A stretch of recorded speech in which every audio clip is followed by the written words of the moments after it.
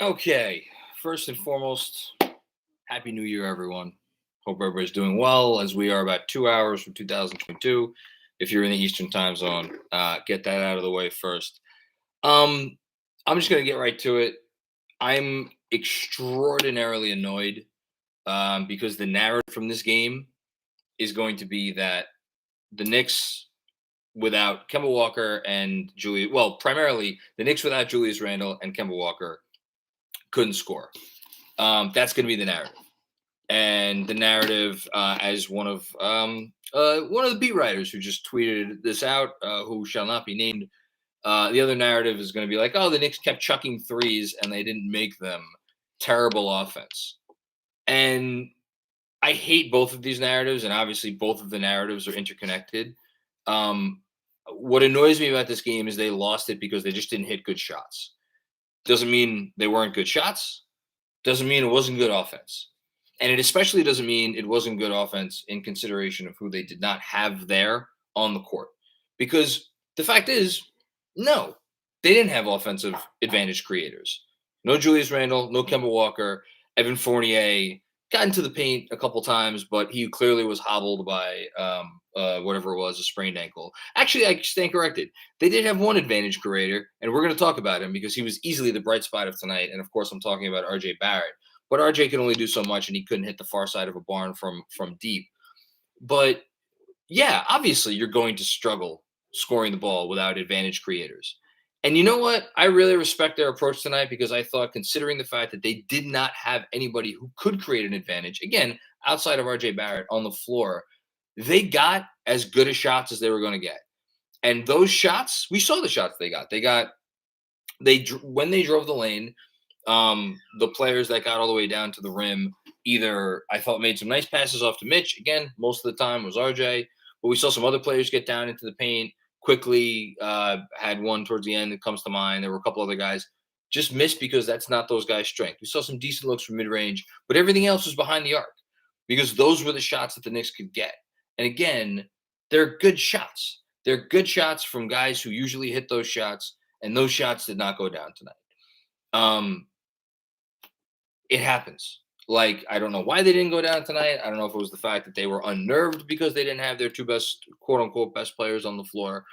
That said, I will say that I would have really liked to see what this team would have looked like tonight, with all due respect to Deuce McBride, and I loved some of the stuff that Deuce did. I would have liked to see what this team did tonight with Kemba Walker in the lineup. And Kevin Knox did some nice things, but if you would have given me the 10 guys that played tonight, minus Knox, and again, Knox did some nice things. This is no shade on Knox, but just without Knox plus Kemba, go a little smaller, and have another guy in there besides Barrett who can get into the teeth of the defense. Although at this point, what does Kemba do? Kemba drives and kicks. And if they're not hitting their threes, they're not hitting their threes. So I'm not really sure what difference Kemba would have made, other than to, maybe get a few more drives in there and get a few more corner threes, if anything. What are you gonna do? They don't hit shots. You could tell I'm not really.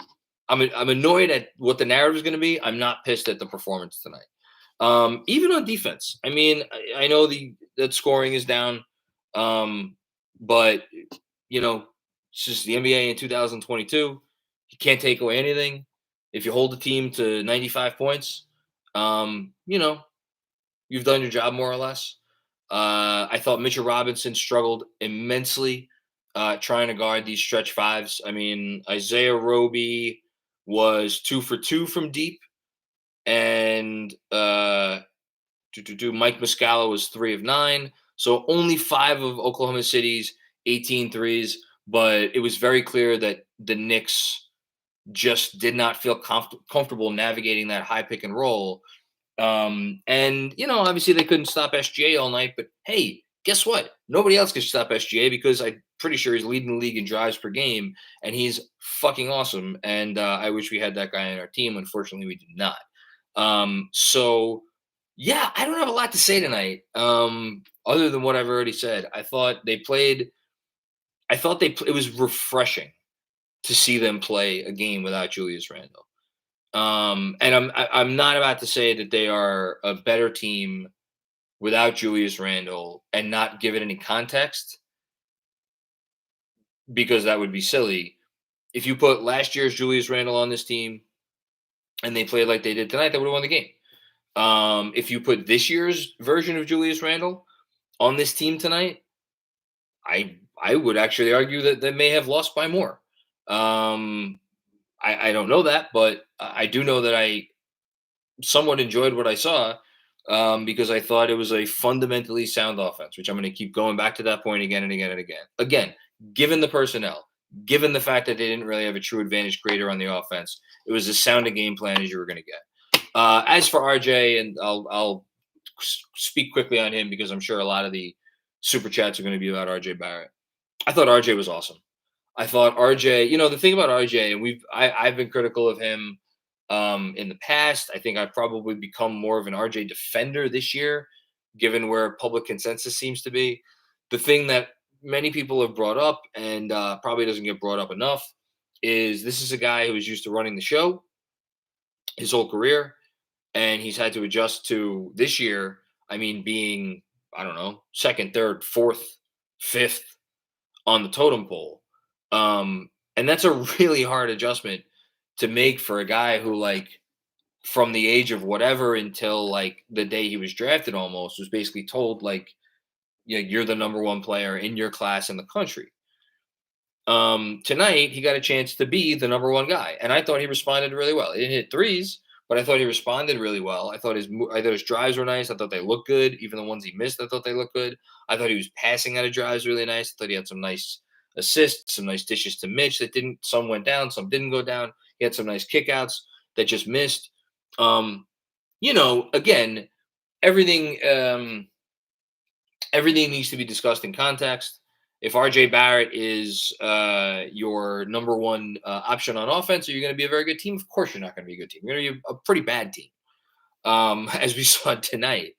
But I do think it was good to see that, because it was a reminder that this kid, he can still do stuff. And I don't know that tonight, gets us any closer to determining like what his role is on an NBA team. And maybe it's actually a discouraging thing that we have a guy who like needs the ball in his hands a whole lot to be successful. And he's just not a guy who could adjust well to being more of an off the ball guy. I mean, what does that mean for him long term?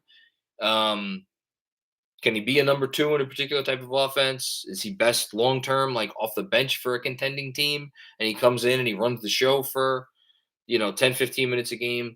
What would he look like alongside a true superstar, a real star? That's a question that's never really been raised. Like, what would RJ Barrett look like alongside a true number one, where he got the benefit of that player drawing attention and he got to just do his thing? I don't know, but it was an encouraging night from RJ Barrett. I don't think I have to say anything else about any of these players. Nobody hit any shots. I don't think that means they played badly. I think it just means they didn't hit any shots. I didn't think anyone played particularly badly, other than Mitch again struggled with the defensive assignment. Fournier clearly wasn't right. He only played 20 minutes. Yeah, that's about it. That's all I got. Oh, I mean, I guess the only thing I'll say is I wish we got to see Obi get featured a little bit more. Again, that's not really his game. I've been saying it for the last 2 days. Like, if you expect Obi Toppin to step in and like get however many ISOs run for him or whatever, like, that's not going to happen. That's not his game. I thought he had some nice moments.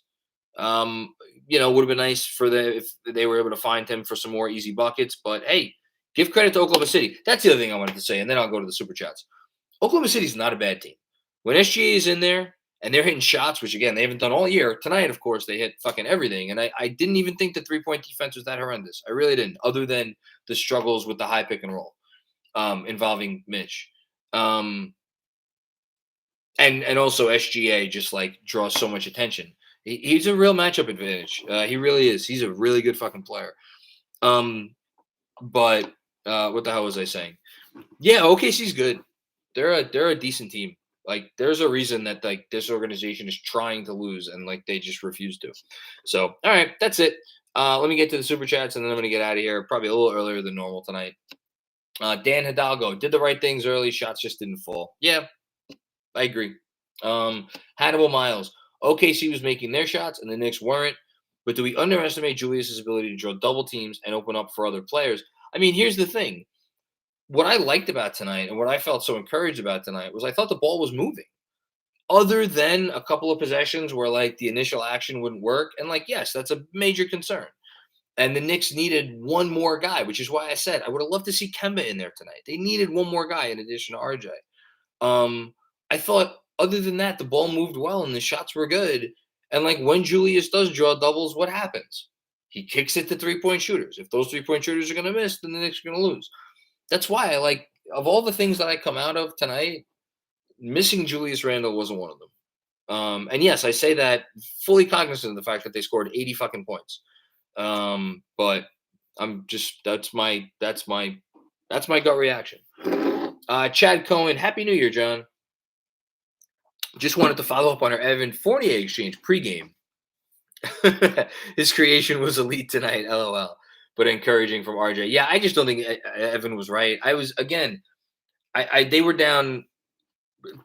Julius aside, like they were down Julius. For better or worse. They were down Kemba. Would love to see Kemba in there. And I thought I think you could say they were down Evan because I didn't think Evan was himself. I was really excited to see Evan tonight if he was healthy. And he wasn't. And it wasn't good. He didn't help them. But yeah, I mean, we'll see what happens moving forward. It's just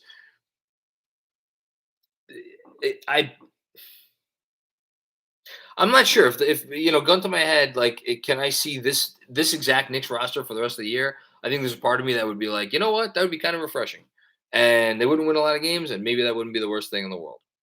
But we would get to see these kids develop on the fly, which would be kind of fun. Anthony Sixto, SGA is what I hope RJ can become. Oh man, I don't know if I'm there. SGA is really good, but still signs.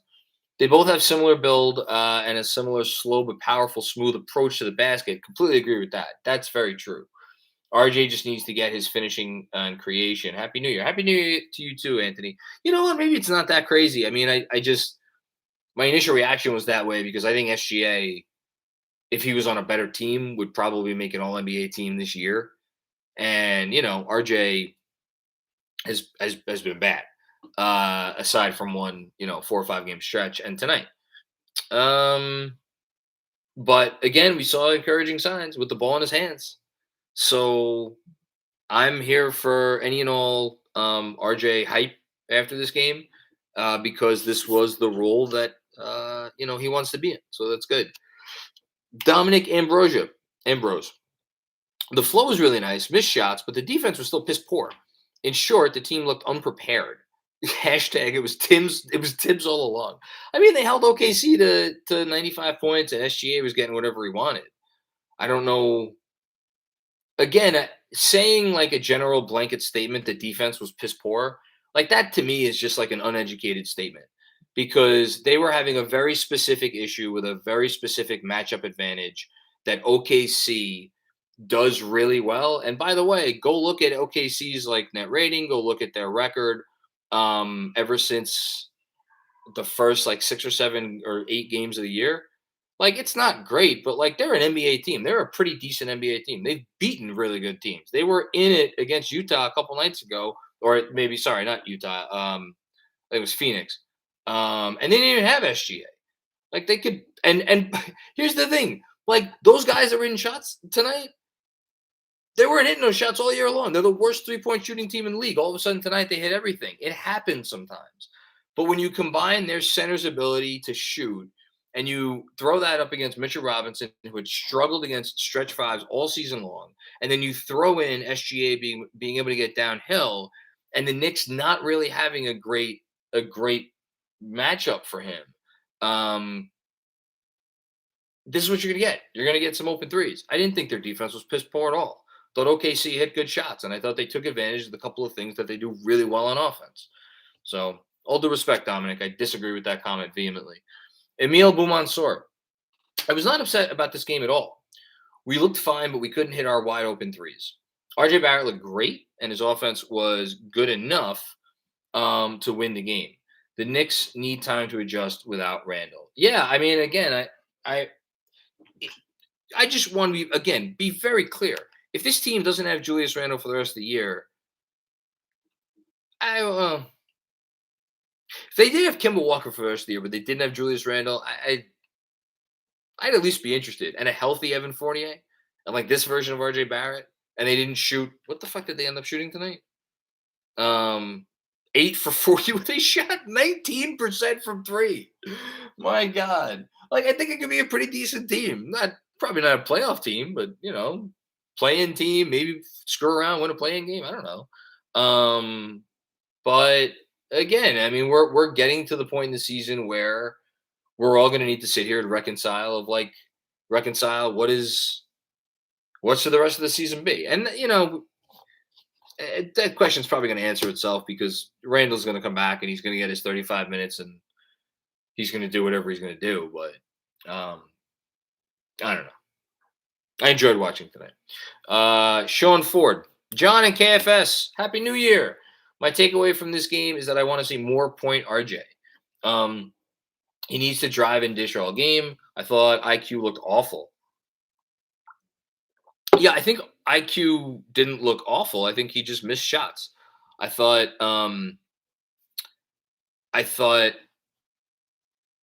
he got a little exposed in that it's tough. He's still not a great pick and roll point guard because he's not really a point guard. I think IQ does better playing off of other guys who create matchup advantages. I think when you leave it too quickly to create the matchup advantage, is where he struggles a little bit. And again, he's the 25th pick in the draft. He's not, or whatever he was. I don't know. 27th, 25th. That's not a guy taken at that point in the draft is not supposed to be able to create matchup advantages. When you give him the opportunity to play alongside, whether it's Derrick Rose or an Alec Burks when he's going well, or Julius Randle when he's going well, like you're gonna love it. But that's why I've always kind of pushed back on the IQ as starting point guard stuff. That said, I didn't think he played terrible. I think he missed shots. Biological GOAT. Here before people start saying the lack of Julius had anything to do with us missing threes and guarding threes poorly. Kids played well outside of that. Yeah, and again, SGA and those shooting bigs absolutely devastated their defense. And they still only gave up 95 points. Like, that's the thing. The Knicks, and again, no one wants to hear me defend fucking Tom Thibodeau tonight. But, they go into every game with, what is the best chance that I'm going to have to win the game? And before this game, I guarantee you, they were like, this is the worst three-point shooting team in the league. So if we're going to give them anything, we're gonna crowd the paint. We're gonna smash. We're gonna collapse on the paint. We're gonna make sure that they don't get anything easy down low, which they, for the most part, did. Other than when SGA was just a fucking magician. And then we're gonna, go out and try to contest the threes as best as we can.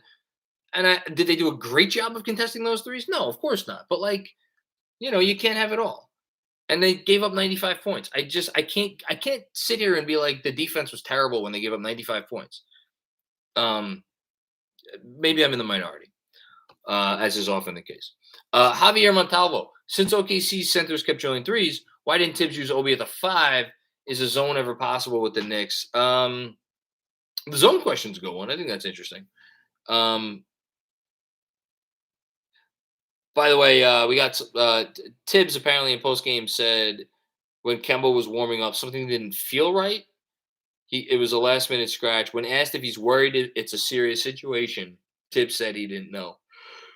So we'll see what happens there. As far as Obi at the 5, I just think that was more he was worried about rebounding. And I think all night long, especially with Mitch, he was trying to take advantage of the fact that Oklahoma City would not be able to get Mitch off the boards and would not be able to stop Mitch lobs, which, the Knicks took advantage of that a couple times, but it didn't pay off. Could he have gone to Obi at the 5? Yeah, sure. I think he could have. And just switch everything. But, yeah, that's fair. I mean, they scored 80 points. So anything is fair. Jessica, what's going on, Jessica? This lineup just needs to get 2 to 3 games together to gel. I love the energy, the defense. The first half was great. The best first 3 minutes of the year. Completely agree. I love that first three minutes. Hopefully for Toronto, we have Kemba too. Let's go Knicks. Yeah, I just and Toronto's another team. Like they're a solid team. Like look at their net rating on the year. It's not a bad net rating. Um, they know how to play. They're in the playoff race, play-in race, whatever. Like it's gonna be a rough game if they don't have Kemba Walker. I hope they do have Kemba. I'd love to see this group with Kemba and see what happens. Manny Campos, what's going on? Where would RJ be if we put the ball in his hands from his rookie year and gave him all the reps he could handle? Would he be on the level of SGA? You know what? That's a fair question. As I finish my sake for my sushi takeout dinner. It's a fair question. It's a fair question. I mean, look, I'm not going to sit here and be like, RJ's been like baby in the corner for 2.5 years. I don't think it's been like that. I think the Knicks have actually I think the Knicks did a really good job last year of giving him selective opportunities to, get his looks in, get his drives and all that. This year, not so much. And the first year they gave him a lot of opportunity. It was a spacing disaster. And there was a lot of other guys who took a lot of shots. So it's a fair comment. Do I think we'd be sitting here talking about him like we talked about SGA after his third year? No, I don't think so. But at the same time, like, I don't know. It's not nuts. It's not crazy. It really isn't. Forgotten NYC. The thing that continues to drive me nuts is the plethora of truly wide open threes from the other team. I mean, I've discussed this already.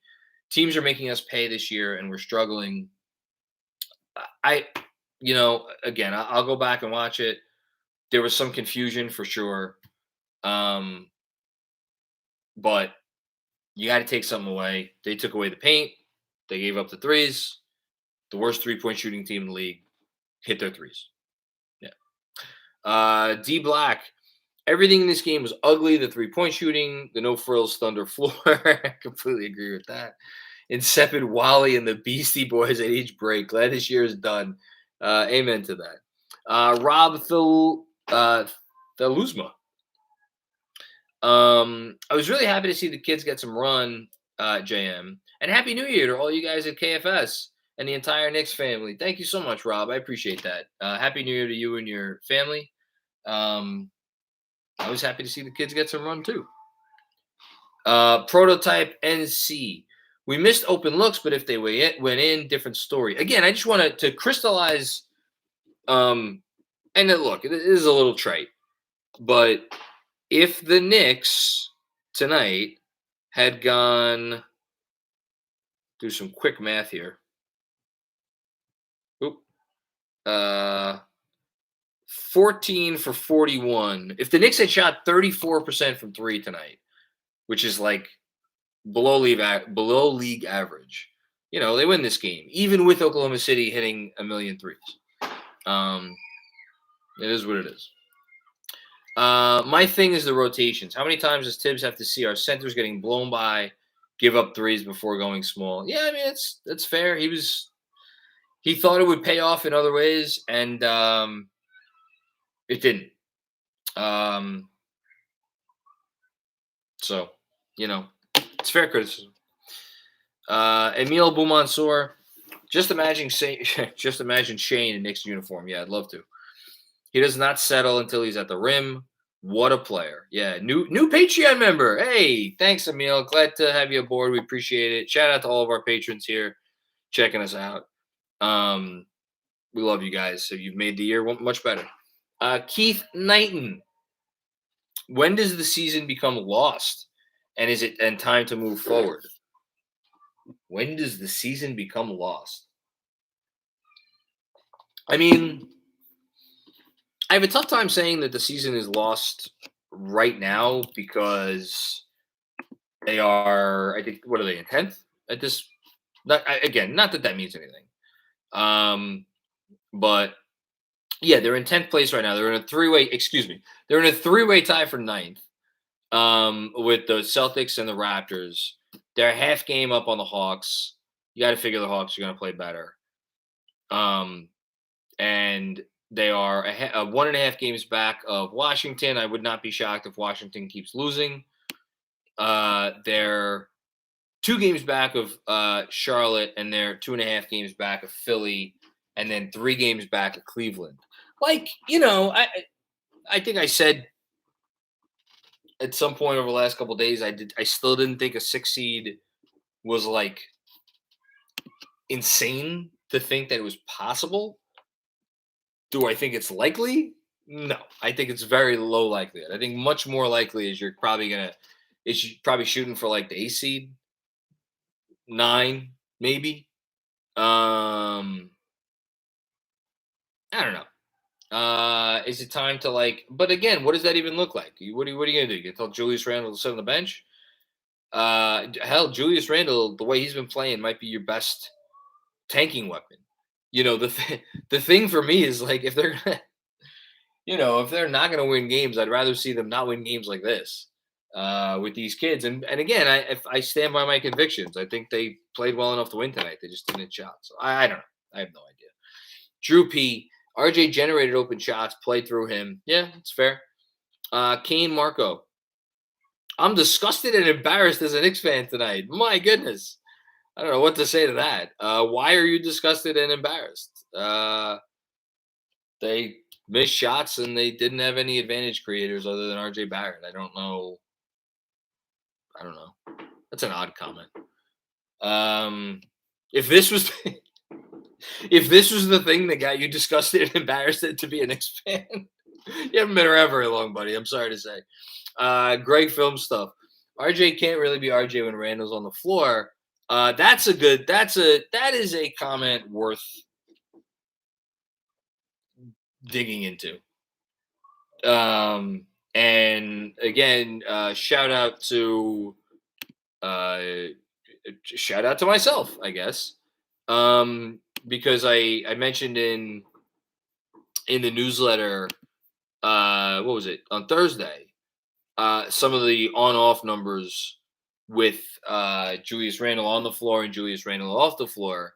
And this year, with Julius Randle off the floor, the Knicks are plus 13 points per 100 possessions with RJ Barrett out there. It's not a huge sample size, and it's certainly not indicative of anything big time. But it is very clear to me, at least, that I think RJ Barrett plays a very different brand of basketball when Julius is not on the court and when he gets a chance to do what he's going to do. Yeah, I don't know, but again, you got Julius here. He's not going anywhere this year, at least. I doubt it, at least. Would have liked to see Obi be more aggressive. Yeah, but again, that's not Obi's game. I mean, I think someone mentioned in the chat before, would have liked to see more pick and rolls for Obi. Yeah, I mean, I'd like to see more pick and rolls for Obi all year, but teams are looking for that. Teams are game planning for that. They gave up one towards the end of the game and quickly missed him. But the game was over. So we'll see what happens moving forward.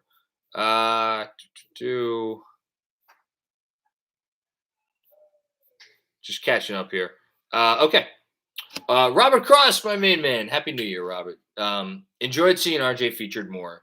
Another reason to move Randall. Well, let's see. We're an hour and a half away from January 1st. So that means, 30 days has September, April, June, and November. So 31, 30, that means 34 days until they could trade Julius Randle. I would not hold my breath. I don't know. I'd be surprised. I wouldn't be shocked. I'd be surprised, though.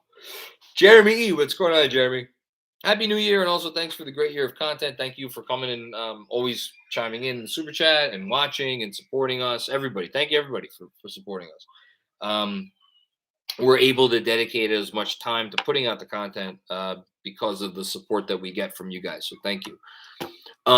Does RJ have experience playing with a true number one if you consider Zion?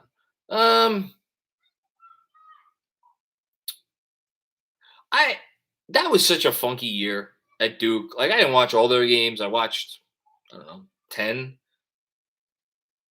I don't know that I would say that was like any modicum of cohesion. It was more just like, all right, your turn, my turn, your turn, Cam's turn, my turn again, your turn. Like, um, so no, I don't really think we have seen that. Man, would I love to see it. Man, oh boy. Again, we're talking about players just 21 years old. Yeah. It was a really eye-opening night tonight. Um, Kevin Danishevsky, what's going on, Kev? How you doing? Happy with tonight, to be honest. SGA Oklahoma City hit some tough shots, and the Knicks played tough. Heartbreaking to see some of these shots roll out. I wanted Kemba tonight. Yeah, I'm with you. I really would have liked to see Kemba. Would it have made a difference? Probably not. Especially with the defense. Like that, yeah, let's call a spade a spade. Their defense was better tonight because Kemba Walker did not play. I don't know that it could have been any worse in terms of giving up the threes, and that's but in terms of, I mean, again, let's call it like it is. If Kemba's in there, SGA or Dort or whoever, they're targeting him on switches every time, and taking him into the paint, and then like that's only pulling guys off of those shooters even more. So you're talking about probably would have wound up giving even more open looks from deep. So as much as I would have liked to see what Kemba brought on offense, like that's the give and take of Kemba Walker, which is why Kemba Walker's not anybody's idea of a long term answer at point guard for that and other reasons. But yeah, I would like to see him out there tonight. Maybe would have hit some threes. I do. I like what I saw. I love when we play through our guards and wings. Do you think the front office is going to have a magnifying glass on this stretch without Julius? Magnifying glass on. I honestly don't know. I don't know what the front office is thinking right now. I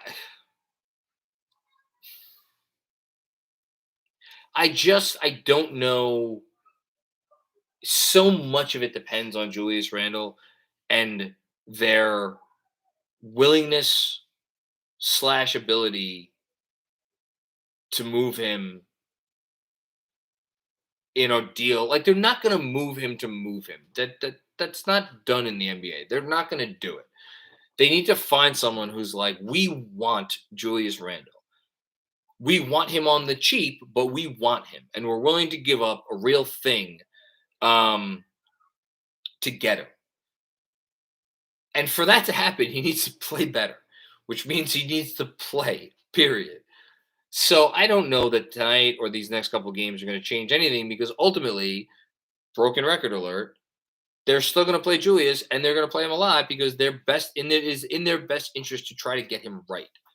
Like pretending that he could just go away is not a thing, that could happen. But we'll see.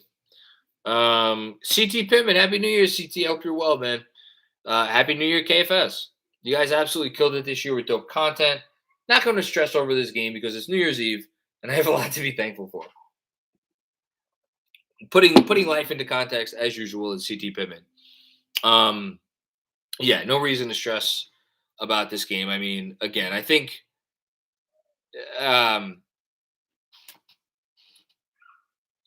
if nothing else has been solidified, it's like, this is not a year in which anything big is going to be accomplished, but that does not mean that the next 3.5 months are not going to have immense implications for the organization. And, they do have some decisions to make. And I do think the next few games will help reveal some of the answers to those questions they may be asking themselves. Sean Ford, Kevin Love, 35 points, 11 rebounds, 4 assists today. Kevin Love for Randall Hive. Hashtag K Love for Randall Hive. Yeah, again, I don't know why. I can't believe I'm saying this. I don't know why Cleveland's doing that. Maybe they would. I don't know.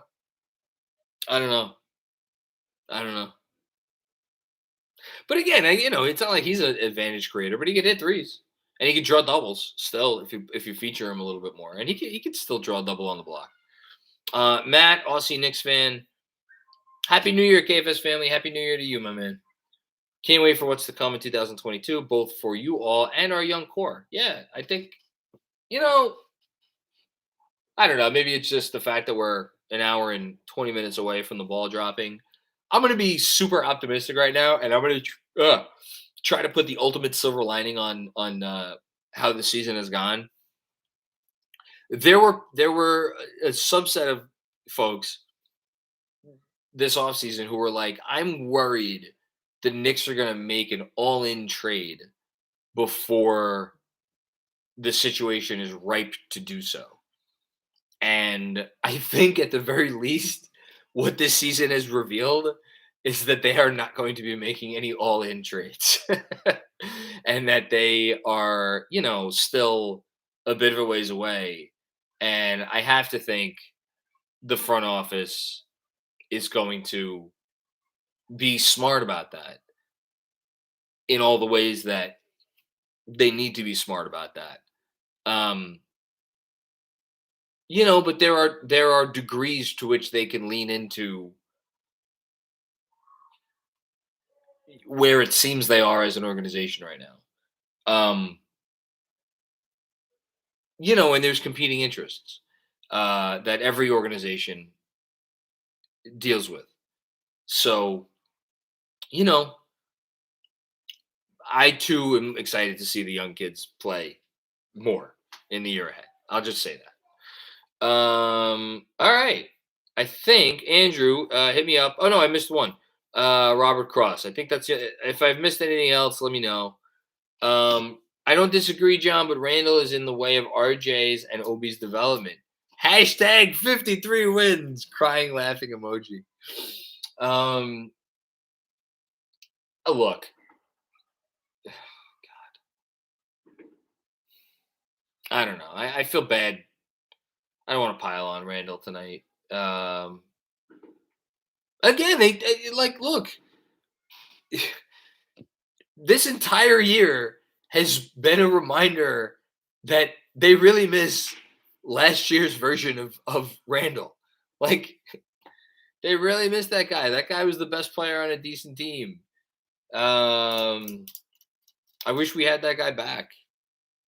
I really do. It's really sucked that he's become what he's become. But yeah, I don't envy anybody with them right now. I don't envy the coach. I don't envy Randall trying to figure his way out of this mess. I don't envy the front office. I don't envy any of them. But I like the kids that they have. I believe in the kids that they have, and would like to see them play more and play better, because they didn't play great tonight. They got to miss some shots. All right.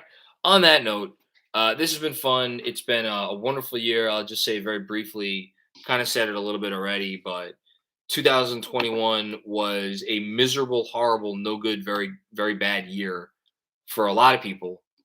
And that sucks for a lot of reasons. But life goes on. And we try to make the best of it every day with our basketball team and with real life. And I'm just very thankful for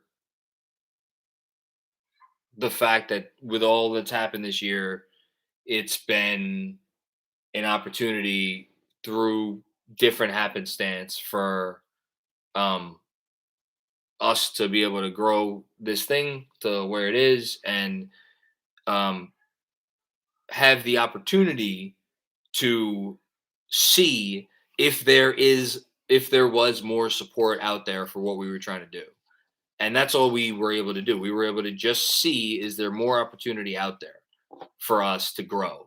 And the only reason we were able to grow is because of all of you guys and gals and everybody